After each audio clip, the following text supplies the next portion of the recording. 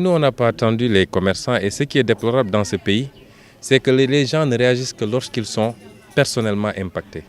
Si vous suivez le discours de Pastef et si vous récapitulez 3 ans, 4 ans en arrière, nous avions très tôt alerté sur ces phénomènes-là, sur la vampirisation de notre économie, sur la préférence accordée aux étrangers au détriment des Sénégalais. Ça s'est passé au port autonome de Dakar, personne n'a réagi.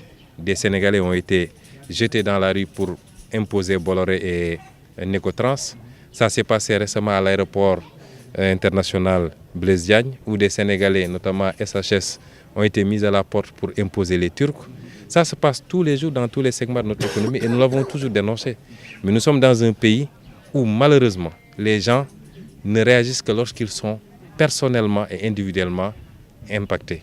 Et c'est déplorable. Tant qu'on n'aura pas une logique citoyenne d'ensemble pour gérer l'intérêt général, ne pas attendre d'être personnellement impacté, malheureusement, nous aurons un pouvoir parfaitement incompétent, beaucoup plus au service d'intérêts occultes étrangers que des préoccupations du peuple sénégalais, qui continuera à se comporter comme ça.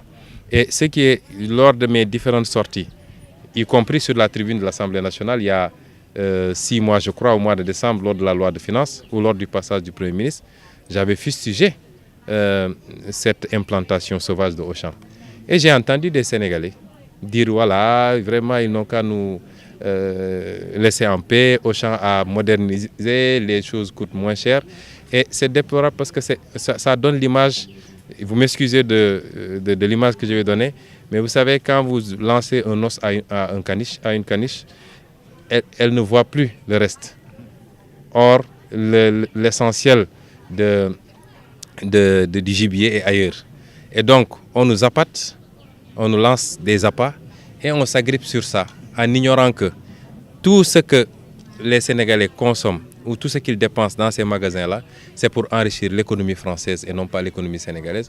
On peut avoir un bien-être personnel assez éphémère, mais on renforce l'économie d'autres pays, on enrichit un autre pays au détriment de sa propre économie, de son propre secteur commercial, de sa propre production même interne.